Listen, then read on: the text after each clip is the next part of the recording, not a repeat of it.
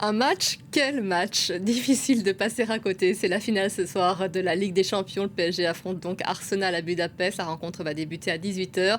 Et nous retrouvons sur place Cédric Ferreira. Cédric, bonjour. Vous vous trouvez dans la fan zone des supporters qui ont l'air très en forme déjà. Les supporters du PSG à l'extérieur du stade.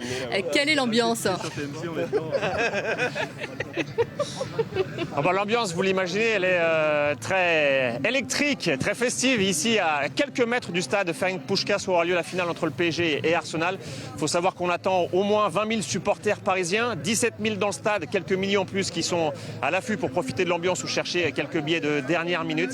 Ici, c'est le point de rendez-vous de tous les passionnés du Paris Saint-Germain. La plupart d'entre eux étaient déjà là à Munich il y a un an. Ils sont revenus à Budapest. Autour de moi, vous avez quelques supporters du fan club de l'Indre, donc qui viennent beaucoup de Châteauroux. Ils ont fait le déplacement. Ils sont très chauds. On va interroger le président du fan club de l'Indre pour commencer. Honneur au président Jérôme. Jérôme, vous êtes un abonné historique du PSG. Ça fait combien de temps que vous suivez le PSG? Ça fait bientôt une trentaine d'années quasiment que je suis abonné à Paris. Ouais. Vous étiez venu à Munich l'année dernière pour la victoire? On était déjà toute la petite bande, on était déjà tous à Munich l'année dernière. Et alors c'est comment l'ambiance depuis que vous êtes arrivé à Budapest? C'est très sympa. Alors nous on a fait une escale à Vienne. On a passé la soirée à Vienne qui était très très sympa aussi. Et on est arrivé ici de bonne heure pour pouvoir vivre tout ça le plus passionnément possible. C'est quoi le programme jusqu'au match? Là, on va rester un petit peu entre nous, on va profiter de tout ce que le club a mis en place dans les fan zones et tout ça. Et on va attendre que l'ambiance monte petit à petit pour vraiment rentrer à fond dans la finale. Alors à mes côtés, il y a aussi Alex. Alex, ça fait longtemps aussi que vous suivez le PSG. Depuis combien de temps? Là, je vois le maillot de 1996, l'année de la victoire en Coupe des Coupes. Exact. C'est pareil, hein, à peu près comme le président, une trentaine d'années. Maillot offert par mon papa il y a une trentaine d'années. On est très solidaires, on se déplace partout en Europe, bien organisé à chaque fois par le PSG. On est fiers d'être là aujourd'hui. C'était impossible pour vous de rater cette deuxième finale? Impossible. Et honnêtement, le club a fait tout son possible pour que le maximum de fans et les vrais fans puissent être présents aujourd'hui, notamment via les fan clubs. On espère le back-to-back, pas facile, très rare. Madrid a réussi dernièrement. Mais autrement, ça remonte dans les années 90, Milan AC, la dernière fois, le back-to-back. Donc vous espérez assister à un moment légendaire? Exactement, c'est ce qu'a dit Luis Enrique, ça va être très compliqué. On est dans l'histoire, maintenant il faut être légendaire, 2 fois de suite. On croise les doigts.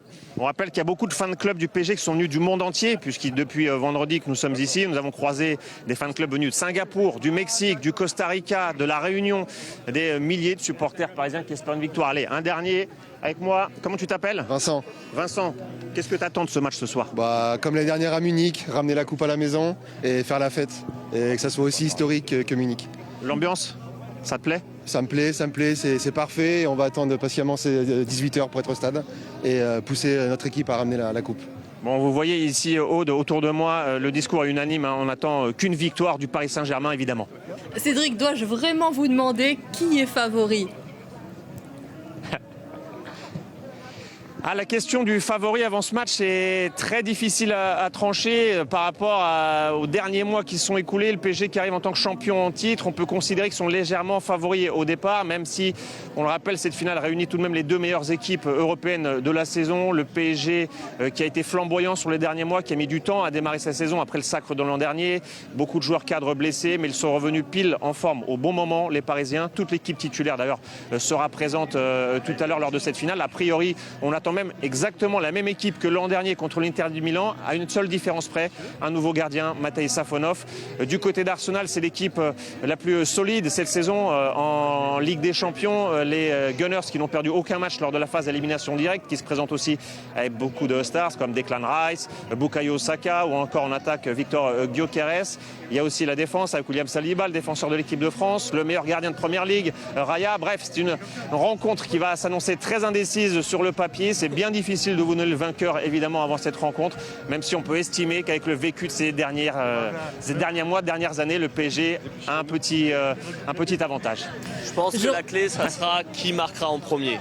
c'est très important, on l'a vu l'an dernier, qui marquera en premier. Voilà, eh bien, on peut c'est ce que résumer nous ça comme ça. suivrons. Merci beaucoup Cédric et merci à vos supporters. C'est ce que nous suivrons effectivement aujourd'hui. On espère que cette ambiance restera bon enfant, surtout en France. Vous le savez, c'est une finale sous haute sécurité. Les forces de l'ordre se tiennent prêtes, autant que les supporters. On l'a vu, 22 000 policiers et gendarmes en France, dont 8 500 à Paris. Le ministre de l'Intérieur, Laurent Nunez, a déjà appelé les préfets à ne tolérer aucune violence ou dégradation.